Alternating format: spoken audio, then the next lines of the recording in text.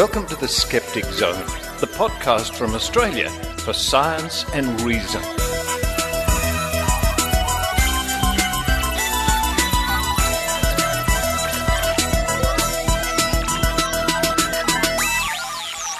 Hello and welcome to the Skeptic Zone podcast, episode 498 for the 6th of May 2018. Richard Saunders here with you, surrounded by Henry. Oh, Henrietta's just gone outside the door of the studio, and Maud the cat is sitting on the other chair, enjoying the morning.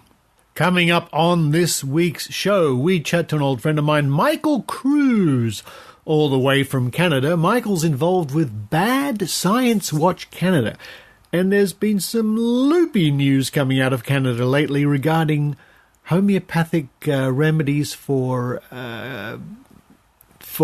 nervous tension or bad behaviour or something like that based on rabies, rabid dog saliva. No, it's not a joke. Or is it? No, it's not a joke.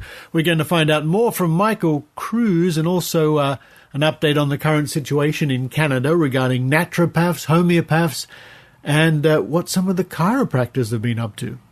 Following that, we have a promo for the upcoming Australian Skeptics National Convention right here in Sydney in October. Maynard will read out a promo. You can learn about who's coming along, where it's going to be held, when you can get your tickets, what you can expect, and news about a creche. Always, we hope, one of the better skeptical events in the world, the Australian Skeptics National Convention. Following that, Maynard comes back. Maynard Skeptics in the pub. Maynard spooky action in the pub. The other night here in Sydney, we had our friend and committee member of Australian Skeptics, Ian Bryce, who is a rocket scientist, give a talk about the life and works of Stephen Hawking. Very well attended, very interesting night. Maynard, well, we let him off the leash a little bit. He's running around chatting to all sorts of people about all sorts of things. Sometimes about Stephen Hawking, sometimes about skepticism, and sometimes about James Bond. Yeah. But also visiting us with some people from South Africa, and they have some interesting stories to tell about the current situation of, well, some of the woo and goings-on in South Africa. And following that is another promotion for an upcoming convention, CSIcon, CSI convention in Las Vegas later in the year. In fact, also in October. Find out more about that near the end of the show. Now, I want to remind the people here in Australia, you can start to think about or even write in your nomination for this year's Bent Spoon Award for the most preposterous piece of paranormal or pseudoscientific piffle in Australia, Australian wacky invention, or an Australian so-called healer, or a government agency here in Australia, or the person who made this chair which keeps creaking. If you think you know somebody or an organisation, an institution who is particularly noteworthy when it comes to pseudoscience or quackery, visit skeptics.com.au, follow the links, and you too can nominate someone or an institution for this year's Bent Spoon Award. The more nominations we get, the more we have to choose from, the better. Only 2 more episodes to go of the Skeptic Zone, and it'll be show 500. Whether I can face another 500 shows or not after that, we'll see. And at the moment, organising a special think tank for show 500. Now, long-time listeners to the show will well remember in the early days we had a regular segment called the Think Tank, where we used to meet at the club at the end of the street, hear all sorts of crazy bus announcements, but we'd get together and just chat about skeptical topics of the day. Hopefully we can organise one of those for you for episode 500 and maybe a few other things. But let's get through show 498 before that. And, well, that means it's time for me to run downstairs. Oh, Henny's back. Hello, Hen. You want me to run downstairs or do you want breakfast? Not very talkative today. It's time for me to run downstairs, making sure I don't trip over Henrietta, who gets under... You get underfoot, don't you? You want to come up here? No, she's right by my feet at the moment. Come here, come here. Come and say hello to the Skeptic Zone fans. Yeah, I get that look a lot from Henrietta. It's time for me to run downstairs. and I'm going to have an old favourite. I'm going to have water crackers with a little bit of butter on those and topped with a bit of peanut butter. Very simple. And a coffee. Oh, she's gone now. Well, I do all that. I hope you enjoy the Skeptic Zone.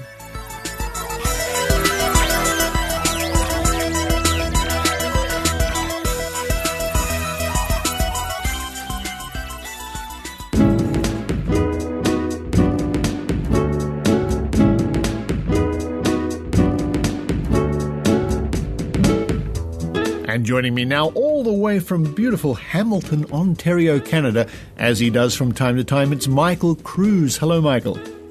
Hello, Richard. It's great to hear your voice again. Thank you. It's been a while since you've been on the Skeptic Zone. Now, for our listeners, our newer listeners maybe, can you give us a bit of background on yourself? Sure. I think in the context of the Skeptic Zone, I'm the executive director of an organization called Bad Science Watch. This is a Canadian organization that's focused on good science and public policy. We've been around for about 6 years now, since 2012, which seems like so long ago. And we have worked on various projects, mostly focused on getting better regulations around natural health products and all sort of favorite kind of alt-med woo that you like to talk on your show. And we've been working on that for about 6 years. We've been a bit dormant lately, but that's been most of my kind of science advocacy work. I also work as a paramedic in the GTA. The Greater Toronto Area, which is here in Ontario. And I'm currently pursuing my medical degree at McMaster University here in Hamilton. So life is, a bit busy. I was just about to say, and do you have any spare time for anything at all?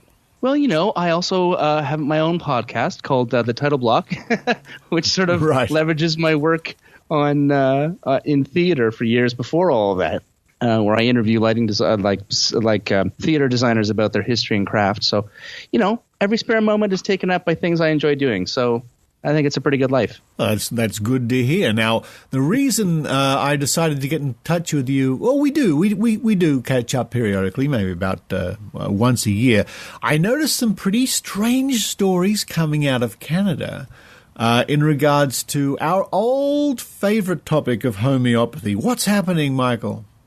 Oh, my goodness. Things are so busy here. So in British Columbia, which is our dare I say our westernmost province on the Pacific coast, has a story that's been brewing for the last about a month and a half.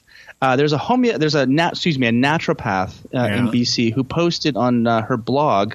Her name is Anki Zimmerman. She posted on her blog a post about a kid that had come to her office with these sort of aggressive behaviors. And instead of course referring to a child psychiatrist or a social worker or somebody who actually deals with this kind of behavior, she instead decided to treat the child with something called lycinum, which is a homeopathic remedy that is based on rabid dog saliva. Fun. And this is the time where we say, let's see, are you making this up or is this real? I know. That always seems to be the base of the question when we're talking about homeopathy, right? No, I'm absolutely not making this up. We know that homeopathy has been created from things like the light from the moon of Jupiter and dangerous diseases like rabies and measles. But yeah, this actually happened.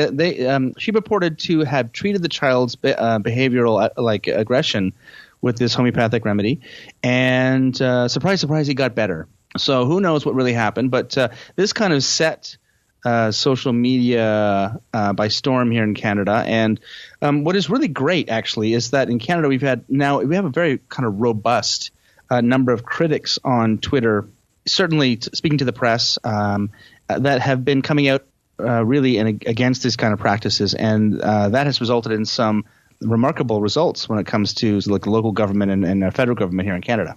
Really? That's encouraging to hear. It is. I'm actually very encouraged. I know that when Bad Science Watch started in 2012, we were, I think, one of the first kind of national organizations. In fact, I know we were the first national organization to start working in a very focused way on the regulatory environment for these kind of products. And at least from a consumer protection point of view, there are, of course, lots of industry-led groups that were lobbying for, unrestricted kind of access to the market. But what's happened over the last few years is that through other organizations like the Office for Science in Society and McGill University in Montreal, and specifically an academic from Alberta named Tim Caulfield, who actually works in I think his area of study is actually the legal and policy areas of regulation. They both, along with many, like myriad sort of pro-science individuals on Twitter, have really pushed back against what has been up until a few years ago kind of an unrelenting tide of BS coming from alt-med and these kind of alternative practitioners. And the result of that is that it managed to build up a giant kind of wave of support for increased regulation. And what happened was the BC health minister, each province has their own health minister in Canada that's responsible for running the provincial health system, which is paid for and managed provincially rather than federally. Yeah, it's more or less the same situation in Australia, yeah. She decided to complain to Health Canada on behalf of the province and say, why is this product able to be sold in Canada? Now, as it turns out, the Helios product that the naturopath, excuse me, I get them so confused. My apologies. The naturopath in BC was promoting was not licensed in Canada. And Health Canada, of course, said, well, of course, this product's not licensed. She shouldn't be selling it. She, in fact, imported it more or less illegally from the UK. Which is something, I mean, yes, she imported it illegally, but it's really easy in Canada to import these things, right? The border services doesn't look for them, and you can get anything you want off of Amazon or from the UK seller, and really it's not going to be caught.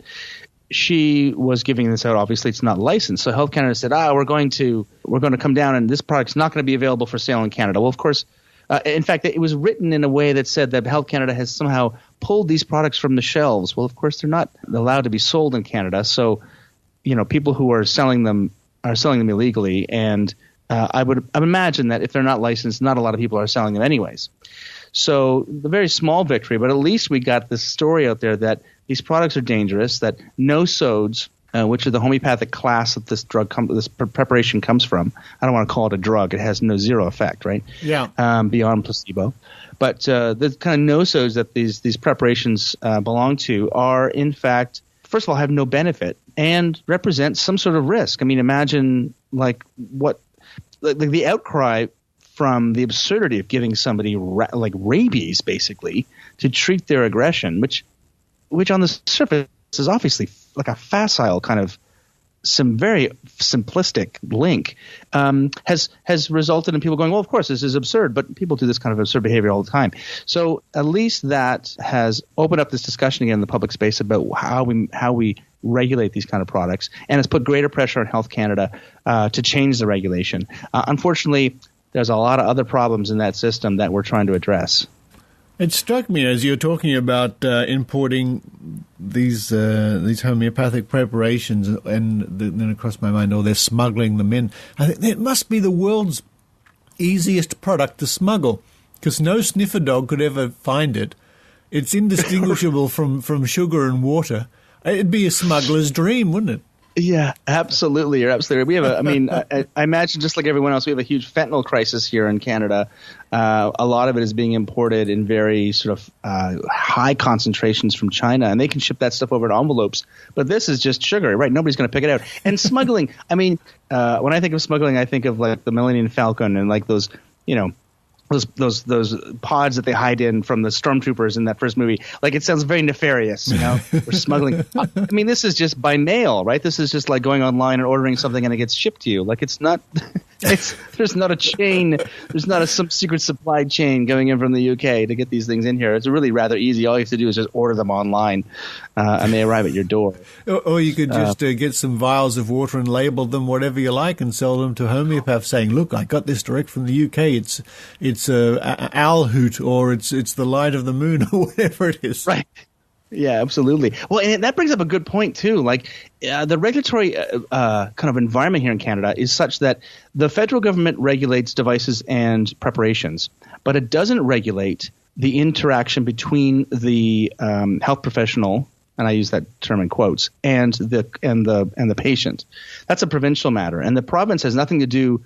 In fact, these in British Columbia, naturopaths are self-regulated, just like nurses and physicians and chiropractors and physiotherapists and all the other kind of independent practitioners. And that's an arm's length organization. The province really doesn't mess with that relationship unless something has gone seriously wrong. If there's like some sort of serious misstep by the management, by the college board. And that has happened from time to time, but the province really doesn't deal with it. This is a self-regulatory issue. And my understanding is that, of course, the BC naturopaths have come, kind of doubled down on this a little bit and said, well, of course, this is in our scope. No, of course, no one should be using unlicensed health products. But, they run a very fine, they're skating along a razor's edge, right? If you're a physician, and this, I think, most jurisdictions will have this kind of ethical language in their policies and procedures that if you're a physician, you can't run a formulary out of your office for obvious reasons, right? I don't want to incentivize just writing scripts so you can, charge somebody and make a profit off of the scripts that you're writing. That's an obvious conflict of interest. In Canada, in Ontario and BC, my understanding is that these ethical regulations don't exist. That it's in fact common practice for naturopaths and homeopaths and in chiropractors as well to sell products out of their office, and so they can go, oh well, you've got a cold here, I've got some influenza for you, and I just happen to have it on the shelf, and they charge you for it, and that kind of relationship, that kind of commercial relationship, is not frowned upon, which seems a huge gap. Like why do physicians, hold themselves to this standard? And that's a good thing. And if a physician tried to run a formulary out of their office, you can imagine the outcry from the alt-med community, right? Yeah. But it's a common practice for naturopaths to have formularies run out of their offices, and they're making scads of money off of people. I've seen it here, not that I visit many naturopaths or people like this, although when I do see them is at the old famous, and listeners know the term very well, mind-body wallet festivals, or in reality they're called mind-body spirit.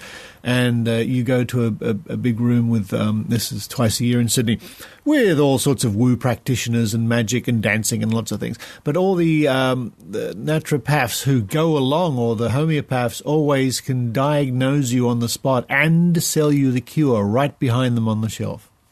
I know, it's remarkable, eh? Yeah. God, to have that kind of power. To have that kind of power. I'm training as a physician right now, and I tell you, I'm only about 8 months in, and I feel like I will never have that power. That is just an unrealistic expectation, right? So it really is. But if you're training as a physician, that's a good thing to know, because next time in Canada, I'll just see you about this rash on my arm, if that's all right.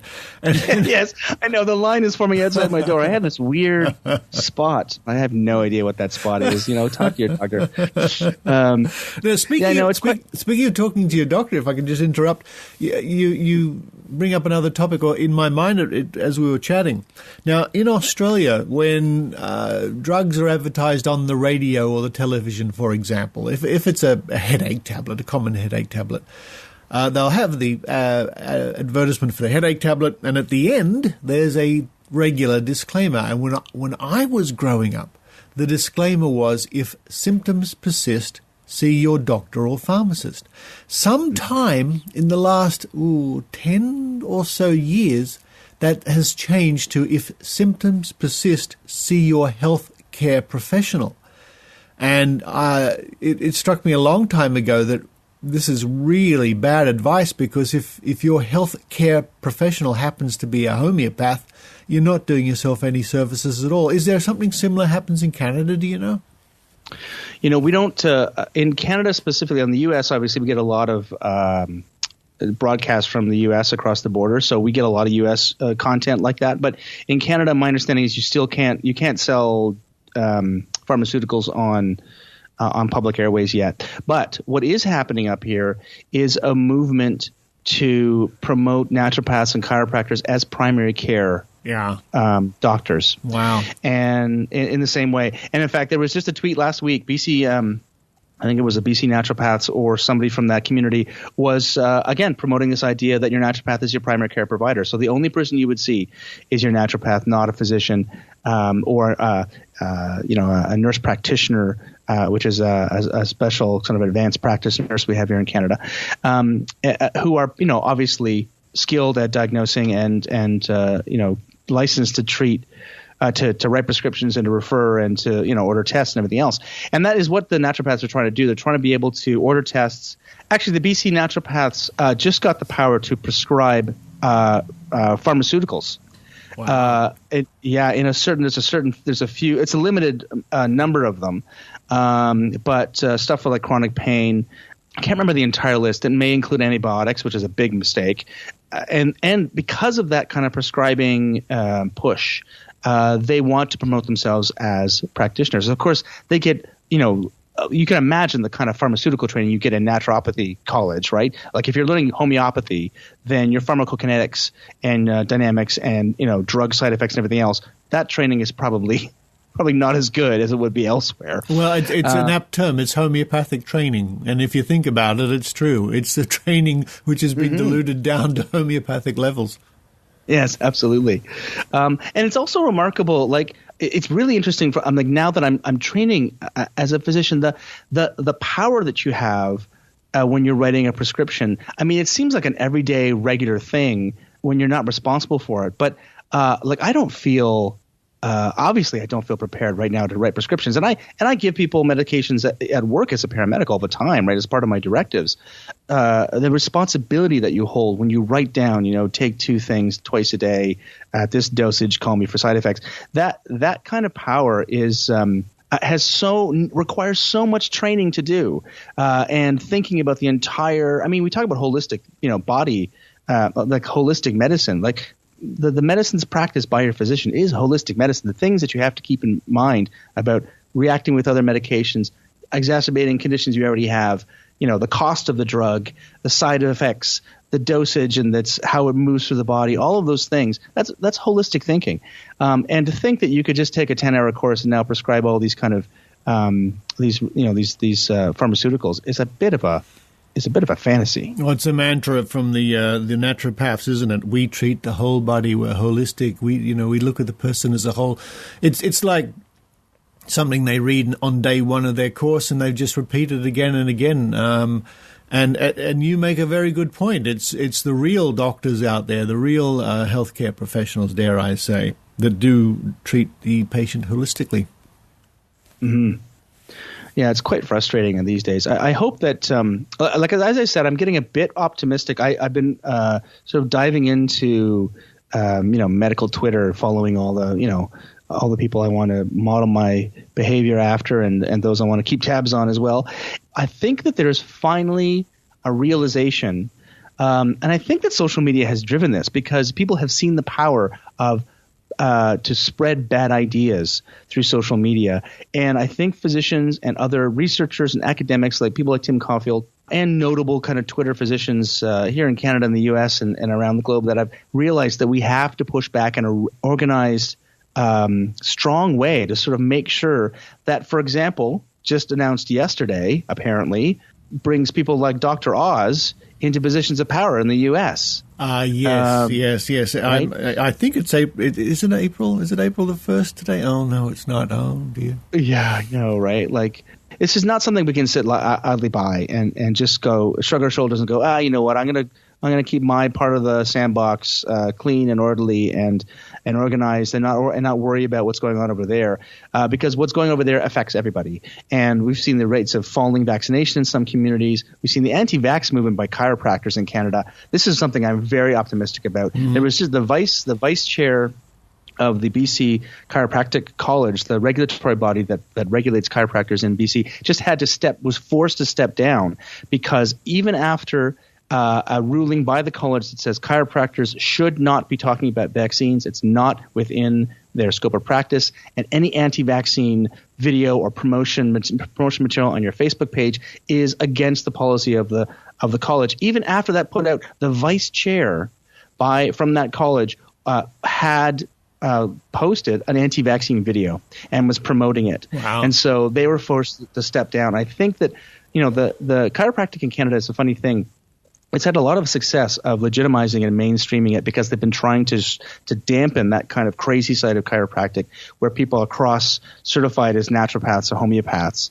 And now we're seeing through social media and through good investigative journalism that, in fact, chiropractors make a lot of crazy claims in Canada. And we have to – if you want to practice and crack someone's back, it's a difficult thing now because it's so embedded to argue that the subluxation theory is wrong and unsupportable. But we can point to chiropractors and say, okay, fine, you know what? You do what you do, but don't you go near vaccines. Think that if we draw that line, it's going to make a real difference in people's health.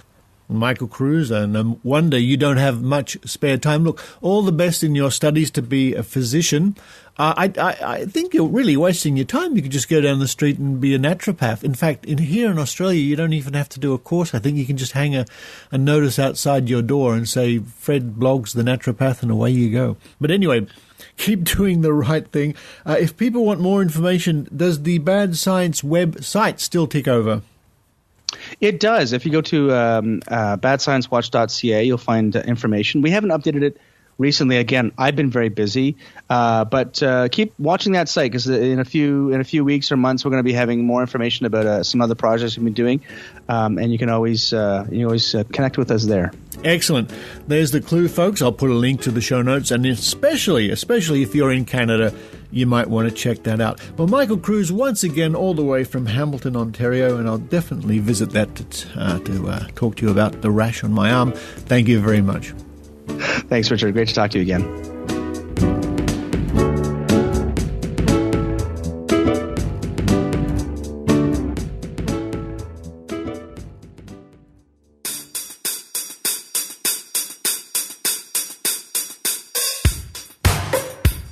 Tickets for the 2018 Australian Skeptics National Convention to be held in Sydney on the weekend of October the 13th and 14th are now available.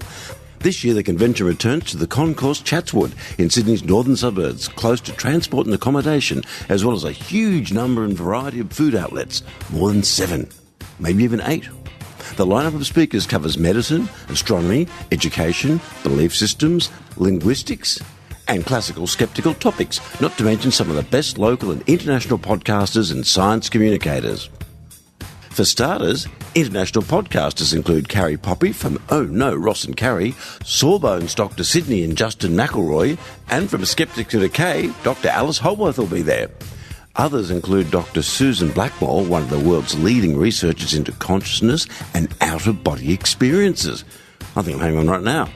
Astronomers Dr. Pamela Gay and Alan Duffy in a fireside chat, the one and only Dr. Carl, Dr. Susan Knight, leading campaigner for teaching ethics and reasoning in schools, we could all use more of that, as well as magician and Dr. Vyom Sharma. There'll also be panels on medicine, on the internet, and classic skeptical topics, and many more. Convention tickets are available for the 2 days, including concession tickets and one-day tickets for either Saturday or Sunday. A first for a Skeptics convention will be an on-site creche. For a minimal fee, parents will be able to drop off their littlies and enjoy the convention while their children are entertained by professional childminders. There'll be a gala dinner on Saturday, October 13th with food, drinks, entertainment, Skeptic Awards, conviviality and fun. All fun and conviviality. We'll have both. This will take place at the Civic Pavilion adjacent to the convention venue. There is ample accommodation in the Chatswood area for regional, interstate and overseas visitors at a variety of standards and prices. You can even stay at my place. And to round off the fun, a welcome social evening will be held on Friday, October the 12th at the Occidental Hotel, York Street, in the city, the usual Sydney Skeptics in the pub location. This will be on 2 floors from 6 p.m, one floor for drinks and chat, and the other one for meals, arm wrestlings and competitions. It truly will be a festival exploring science, reason, critical thinking, and that other thing, fun. And don't forget the conviviality. For more information to book your tickets, visit convention.skeptics.com.au. See you there and be convivial.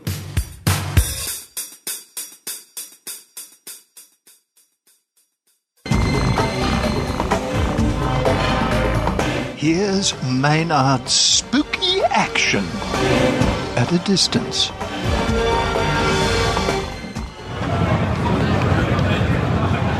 Well, listeners, here we are. I'm directly opposite the Occidental Hotel, where I'm going for the amazing Skeptics in the Pub.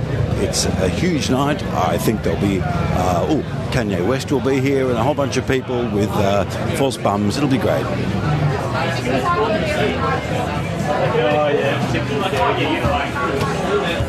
So I'm climbing the stairs now. So we go through the people that are all in the money business, and we go up 2 levels to where Skeptics in the Pub is every single month. It's relentless. Just listen to the hubbub as I walk in. Hubbub. Here we go. Hubbub. Now, we've got some heavy-duty stuff. I'm a bit worried that it's going to be very hardcore tonight, and people will be like going, huh? What do you say? Yeah, it's physics, actually. Yeah, no, I get lost just trying to spell it, let alone understand it, yeah. What did you do at uni when you were at the pub at the Forest Lodge? And I was actually mainly at the movies, and then went to the Forest Lodge pub for the lunch, and then back to the movies again. Now, if I actually want to talk to our man who's going to be doing the... Ian, he's the guy who knows all about physics. He's the most physics person in the whole of Skeptics in Sydney. He's extremely physical, yes. Yeah, he's the one, actually. Yeah, he's the one to talk to. And he knows about quantum theory and stuff like that. You know about quantum theory too. I know. I've heard you drop a few words here and there. In fact, the name Spooky of your... action at a distance. No, I was going to say, the name of your segment is actually... But is that Einstein, isn't it? That's correct, yes. It was interpolation, or when the one goes to the other one, the other one goes... And Einstein was like, it's spooky action at a distance. Now, am I interviewing you, or are you interviewing me? Well, here's your chance to go. Okay, Maynard, what's your favourite movie? Well, when I was with the AMP, I told them, don't do that. And, the movie. Yeah. Oh, yes. Well, look, I don't know if it is a bit of a signifier for what goes on at AMP, but they did watch A Clockwork Orange a lot there, almost every lunchtime. So we seem to have encountered movies. I'm talking about movies with those guys. Okay. Favourite movie? My uncle was in 2001. Your uncle? I was alive. Yes. Okay, hang on now. Oh, your uncle. He was the Pan Am woman with the thing, yeah. No. Oh, okay, sorry. Which one was your uncle? He was dressed up as an ape or a chimp or something at the beginning, playing with the big cats. I'm going to confess I haven't even seen it, but I really feel like I should watch this. But I've got some nice... He's the one that smashed the bone and threw it in the air. Possibly, but as I say, I haven't seen it. But they were his big cats. He was a circus guy, so they needed somebody that could be attacked by panthers or pumas or something. Okay. And they were his big cats, and he was the one dressed up as an ape, play fighting with them. Okay. Ian, you a bit nervous, are you? It's a big presentation tonight. Oh, no, about the 6th time I've given my talk on Hawking, so I'm very confident. And what is your favourite movie, by the way? We were just talking about favourite movies. What's your favourite movie, Ian? Oh, I liked Lion, the one about the misplaced Indian migrant. Remember that one? Okay, cool. Yeah. Okay. Oh. And I must point out, people, that Ian has actually taken on the Muslim Society at the University of Sydney, and 10 points for that, sir. Yes, indeed. I've debated quite a few religious organisations. The last one was interesting. That was with a group of evangelical students at UTS, and they got along as a speaker, an astrophysicist who believes in God. So, well, that is possible. Well, yeah, okay. So where was Stephen Hawking's position on God? Was he an agnostic, or was he a complete atheist? What was his position? Oh, very vocal atheist. Oh, okay, right. In fact, that was one of the reasons of stress in his first marriage, as we'll hear tonight. Oh, really? His wife was a devout Christian, and she kept saying to him... Wow, that would have been tough. Yes. She said things like, Stephen, I wish you wouldn't pretend there's no other source of knowledge other than science. And he said, okay, well, name one. So has there been rumours about him doing a deathbed confession and turning into a Christian at all? Has that come up? Quite the contrary. One of his sayings was about heaven. He said, we know that the mind is very much like a computer, and we know that there's no place that broken down computers go after they expire. So similarly, there's no place where broken down minds go after they expire. Good. That sounds good. So this is just like a regular Thursday night for you, really, because you've done this talk so many times, haven't you? Indeed, yes. Have you actually had a wacky question that's been thrown to you in all the years of doing it? Yes, I've often had physicists in the audience. In fact, there's some here tonight. So they check up on. Usually they let me know afterwards rather than say, "Did you know that such and such didn't do such and such? It was actually X, Y." So can you point a physicist out to me that might be here? I can, and I'm not going to. Oh, okay, right. Well, I won't hassle them. Okay. But, of course, our speaker tonight is Ian Bryce, who's our challenge coordinator and life member of the Skeptic, and that's me. I don't think there's anyone else. No. Okay. Couple of announcements. Anyone here had the flu vaccination yet? Next week?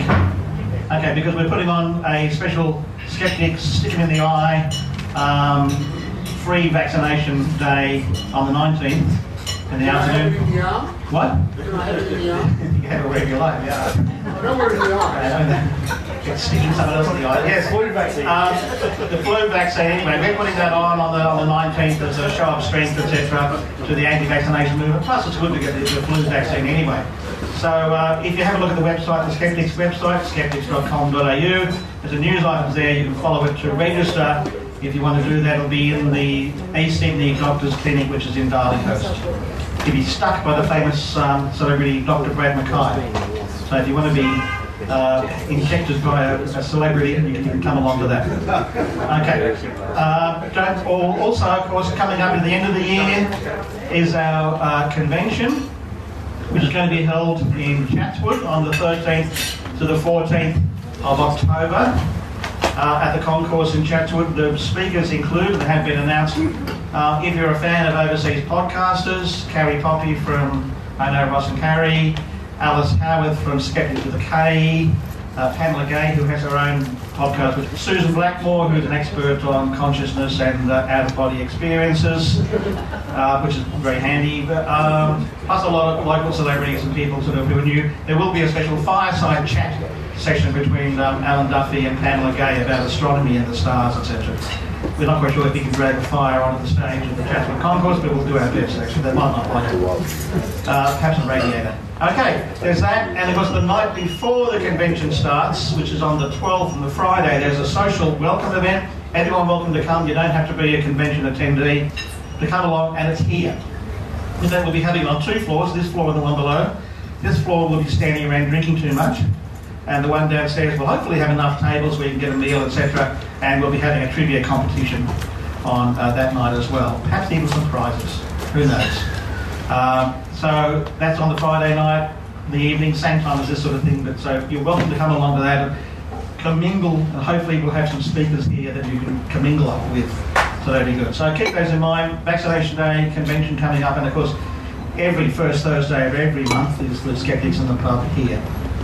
The Occidental Hotel on this spot.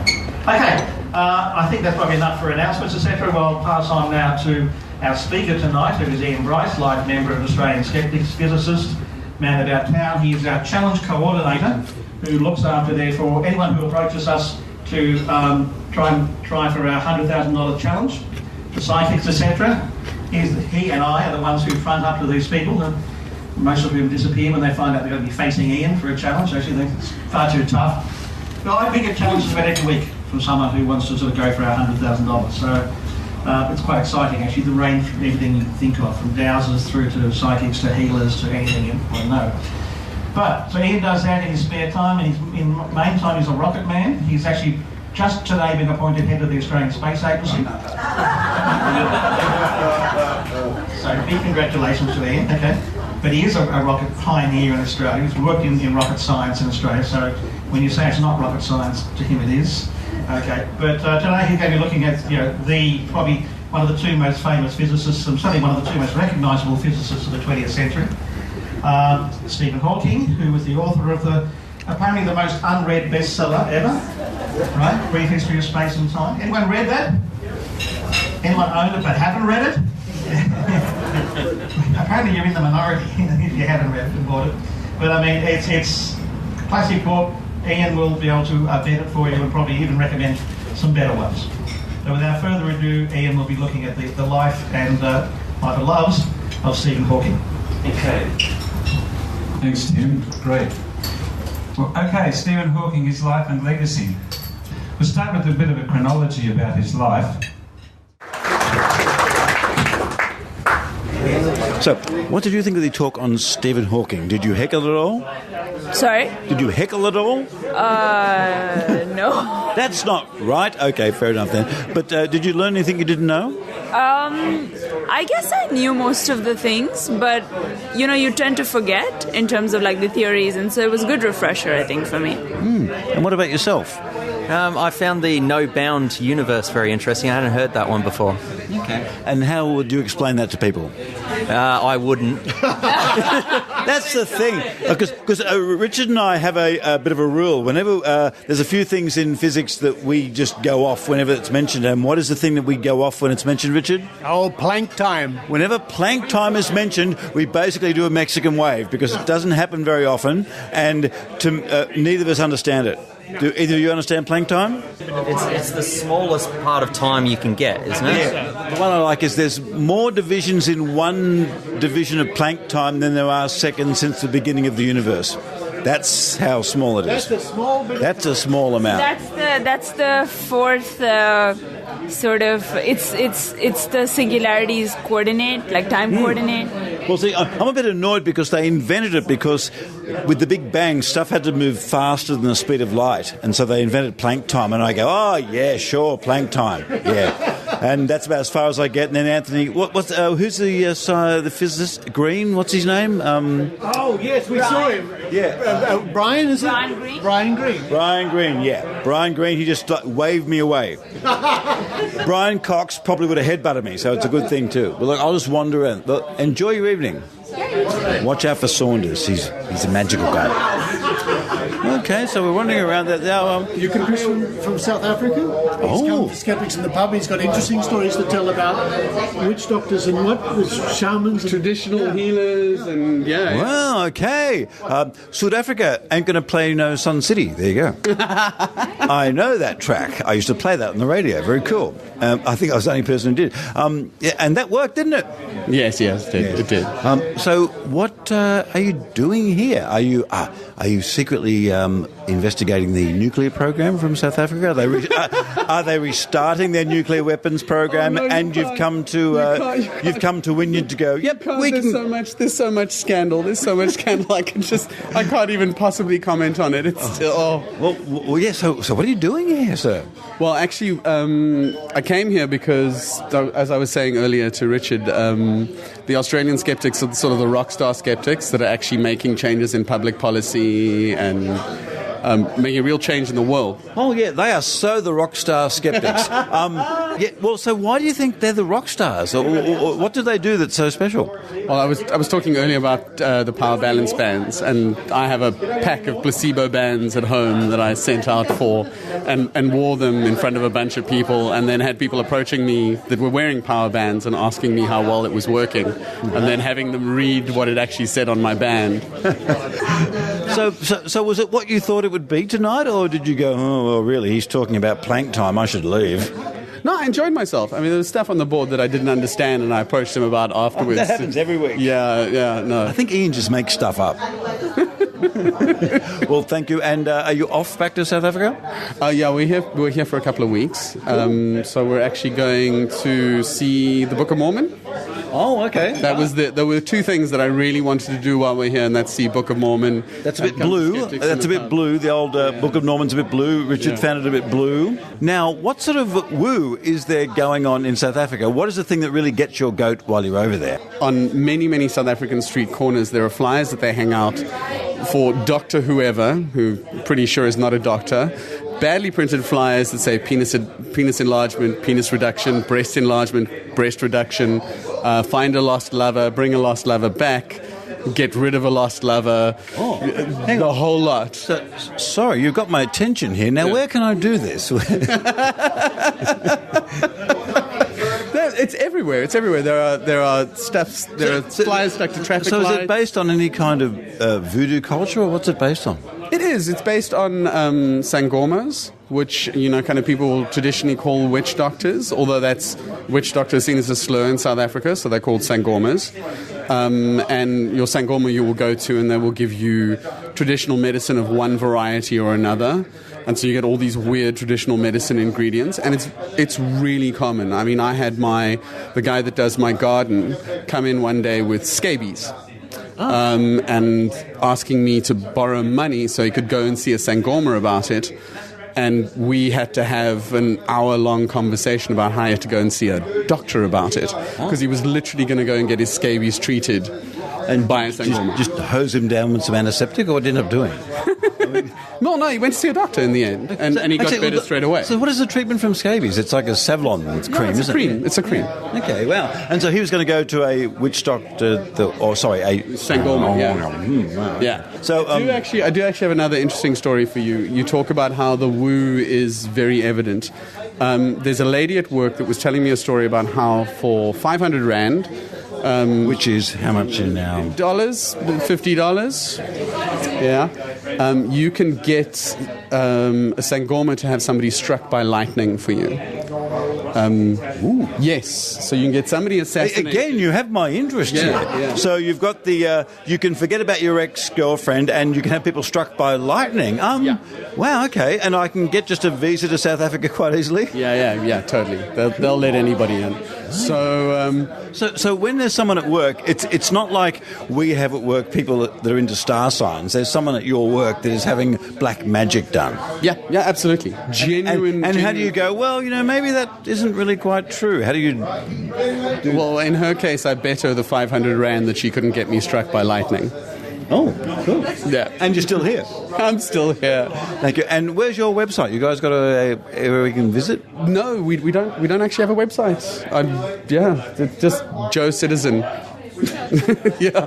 I'm nothing special. Yeah. Well, thank you very much. And please do sit down and watch Can't Stop the Music. It is one of the greatest movies ever made.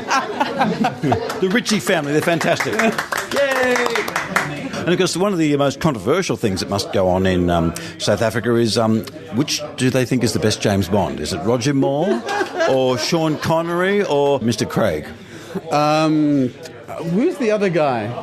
He did two in the 80s or 90s. Dalton. Yes, Timothy Dalton. Yeah. And look, one last question. I've asked everybody, favourite movie? Right now, Deadpool. Sorry? Deadpool. Cool. Okay. Right. Yeah. I've spoken to a few people there. Okay. What's your favourite movie, by the way, Richard? My what? Favourite movie. I've asked people favourite movie. Superman. Really? Which 1979. One? Valerie Perrine. Christopher Reeve. Yeah. What was Gene Hackman. And Valerie Perrine was in it, wasn't she? I think she was the woman, yeah. And I keep mentioning that because she was in Can't Stop the Music, the greatest movie ever made. So how did you enjoy this evening? I've been chatting to Tim, I've been talking to everybody about the whole thing. What a good evening it was. A nice turnout. It was a really interesting talk about Stephen Hawking and some of his equations and what he was into. And I think the audience liked it. And some spoon bending on the side. In fact, this whole table here were just amazed at my lack of spoon bending. No, at my spoon bending. Well, I'm looking at them and they are completely underwhelmed by your magic. It happens every time, Maynard. It's very rare that you meet a group of people that are completely like, oh, yeah, go away. Oh, no, it happens to me all the time. So how many spoons do you actually get through? Because you actually break them, don't you? Yeah, tonight 4, I think. And then I have to hide them because the management sometimes think it's their spoons. There we go. Oh. Here's a 4 spoon left over. There you go. That's kind of cool. So everything's done quite well. Well, what's next, Skeptics in the Pub? Oh, I don't know. And in fact, listeners, I won't be here. I'll be in California getting ready to appear at Skeptical next month. So there you go. So are you actually presenting something? It's up to the organisers, but I'll be on a panel or something like that. I'm looking forward to it. Cool. Okay, Richard. Well, I'll head off then, and I recommend people. We have talked about the Beatles. We've talked about the White Album. We've talked about Rupert Sheldrake, and you have a look at his TAM talk. You might not agree with it, but have a listen to it anyway. Anything else that we need to chat about? I think that's it, man. And of course, the thing I like to bring up, playing time, and the thing is, you criminally ignore it, is the skeptical cats. So what is going on? The cat apparently is pulling things off your table and breaking them. Yeah, that happens every day. And just in fact, Yeah, no, the Skeptical Cats are great, and they love helping me with the show. Well, when I say helping, I mean trying to get the mouse off the computer. That's what they do. They try to edit the show. Oh. Look, and if people want to go, look, what is Richard Saunders like? What is he really, really like? I would suggest look up the 1991 Nickelodeon show, Hi, Honey, I'm Home, the father of that show, and that is Richard Saunders. Yeah. That's probably right, although sometimes you'll find me a bit stressed when I think what the hell's I'm going to put on the Skeptic Zone this week. Oh, look, let's have a drink, Richard, and talk about Rupert Sheldrake. Let's do it.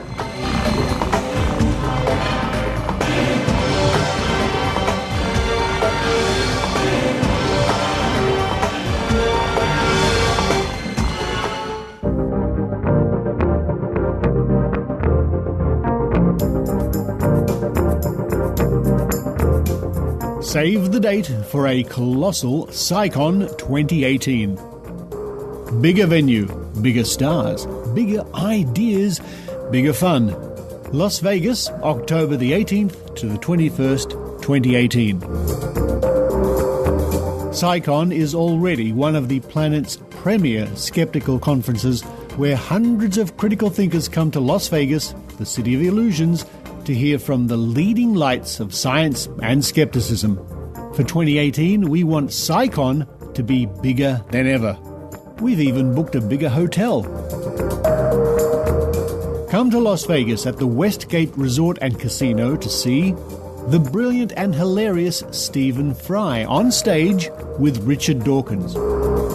An opening night talk by Steven Pinker on the ideas behind his new book, Enlightenment Now. The triumphant return of James the Amazing Randi. Plus, New York Times science writer Carl Zimmer, psychologist and memetics expert Susan Blackmore, the Sci Babe Yvette D'Entremont, virologist and advocate for science-based medicine Paul Offit, and many, many more, along with comic musician George Hrab, serving as Master of Ceremonies, a magic show from Banachek, author book signings, and of course, a Halloween costume party. It's true, conspiracy theorists, quacks peddling fake medicine, and the deniers of evolution, climate change, and vaccine science are bigger threats than ever. With CSIcon 2018, let's show them that they have just met their match. We'll see you in Las Vegas. For more information and to book your tickets, visit CSIconference.org. That's CSIconference.org.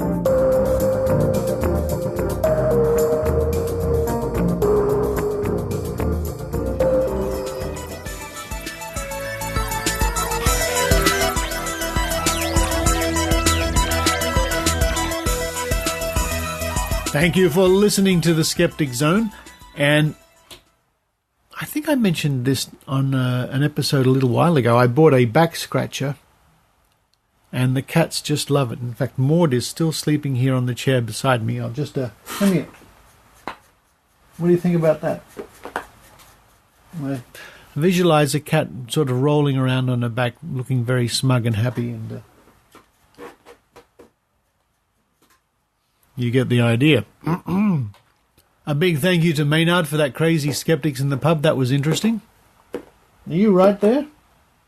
No, that's a chair. It's not your scratching post. Big thanks to Maynard for his Skeptics in the Pub. Wonderful to meet new people visiting from South Africa, and we had some other new people there too. Skeptics in the Pub in Sydney has been going for I've lost count, 15 years in that area. Wow.